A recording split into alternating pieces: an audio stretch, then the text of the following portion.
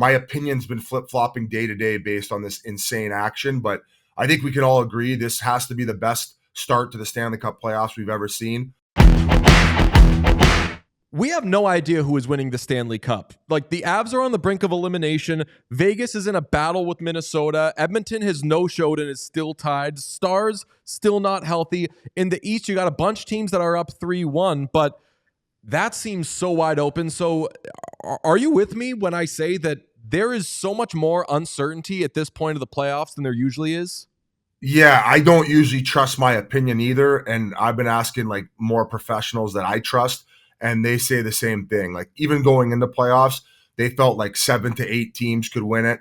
I asked Rick Tocchet when we had him on the TNT broadcast about it, and he's like, no, there's like legit 7, 8 teams. So it's still very much up in the air. And like I just read your tweet coming in, Pete, like Dallas, like after last game, I'm like, I'm pretty sure Colorado's Stanley Cup champion. And then boom, Dallas goes home and then just works them. So my opinion's been flip-flopping day to day based on this insane action, but I think we can all agree this has to be the best start to the Stanley Cup playoffs we've ever seen based on the swings and just the chaos, very fitting for your show name, as to what chaos is happening from game to game. Like even like after what happened at the end of the Florida game, bang, bang, they win it. And then Dallas scored 9 seconds in. So it's just like every time you turn on your television, there's a hockey game on, like shit's going down.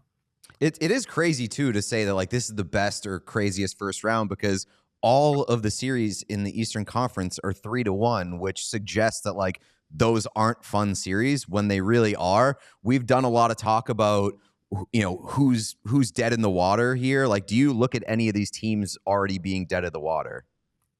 I would probably say Ottawa and Montreal are dead in the water. The way that just Florida's built, that was such a tough loss for Tampa yesterday. I thought they got hosed on a few calls, and I think that one's over. I think Florida's going to put the Anaconda chokehold on them. And then, you know what? Actually, same thing with New Jersey. It sucks with all the injuries they've dealt with. I read that Siegenthaler and Pesce are now game time decisions for Game 5 in Carolina. So I would pretty much write off every single team in the East that's down 3-1. And as far as out West, definitely not writing off Colorado. And I would have to put my money on Vegas. Right now, I think the Vegas odds are giving Minnesota plus 195 on the road right now. So I would imagine a lot of people are going to hammer that for the juice. But I think that Vegas has kind of played with fire a little bit up until this point. We have not seen the best of Jack Eichel and that top line, although they did kind of come alive in Game 4 or Game 5, Game 4, excuse me. So I would say Minnesota, it's not looking great, but they've proved us wrong all season, right? Like they had that incredible start, filtered off. They had the injuries. They kind of, stayed afloat.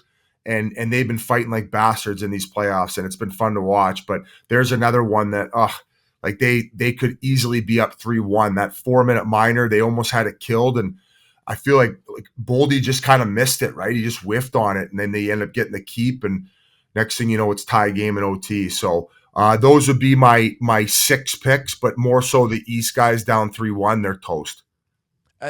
Every series in the West being 2-2 would make you think, okay, well then some of these teams that I didn't expect to be in it might have a chance. Are there any of the teams that have quote unquote surprised us?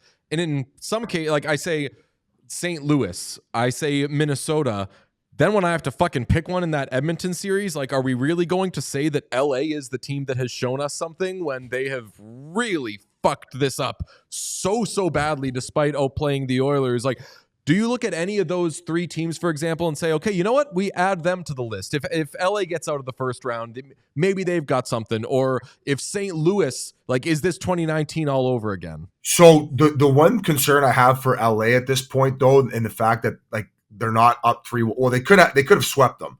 Like, let's look at it like that. Like a horrible challenge, especially at the fact that 2 times in the series, games 1 and games 3, where Edmonton had tied the game, and then within a minute, LA went down and scored. Like Deneau had one, and then Moore had one, 10 seconds? So the fact they call that challenge to me is insane. There was another view that they were pointing out where when Kane whacked it at first and when he hit his pad, that's what they were talking about. But those challenges, man, they don't Like they rarely turn those ones back, like 10, 15% maybe. And the problem, well, I guess with both teams is they play their top 3 lines and their top 4D. Like LA, like I think that Brant Clark might have played like 8 to 10 minutes in game 4, and then and I don't even know the other kid's name, the 6th defenseman.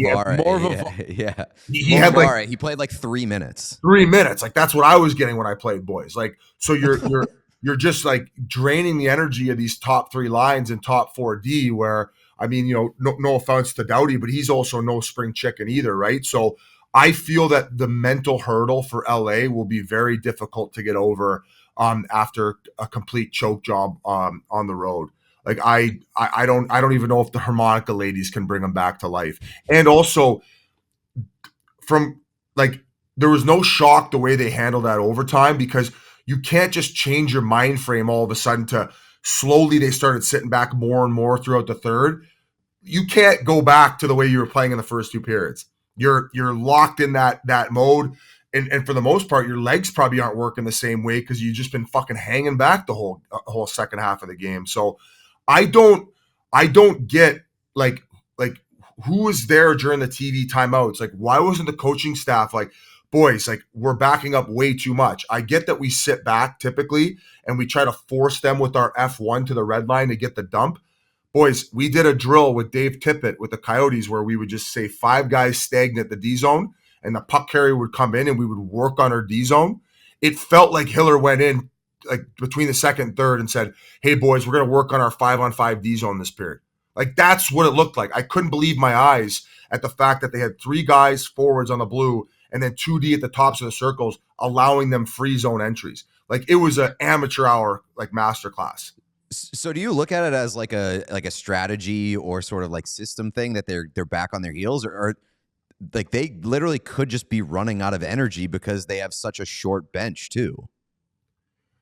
Yeah, but if you work as a 5-man unit, you can at least just get them to like dump it in to where they're not getting a clean zone entry with possession. Your defenseman can still go back and like make hard rims, and then at least you're trying a 50-50 battle on the wall where, yeah, sometimes they're going to keep it in, but at least you're creating these 50-50 battles as opposed to just allowing them zone entry. Like 113 shot attempts, boys, like you're playing with fire. So I don't understand why he was so defensive at the podium where it's like crazy. Like you did not expect us to ask that question? Were you not watching the same game that we were? Like I have all the respect in the world for the guy. I think they had an incredible season along with incredible goaltending. But I mean, Darcy Kemper, like what else do you expect the guy to do? You're just playing with fire way too much in that situation. Where we asked Leon after the game about their strategy there, and he kind of rolled his eyes and he's like, wow, they always hang back. And that's to begin with. In the neutral zone sense, they weren't even in the neutral zone. They were in their defensive zone. So I don't know what's going to happen in game 5. I hope they come out and play like they did the first 2 periods in basically every single game that they've played against them this series.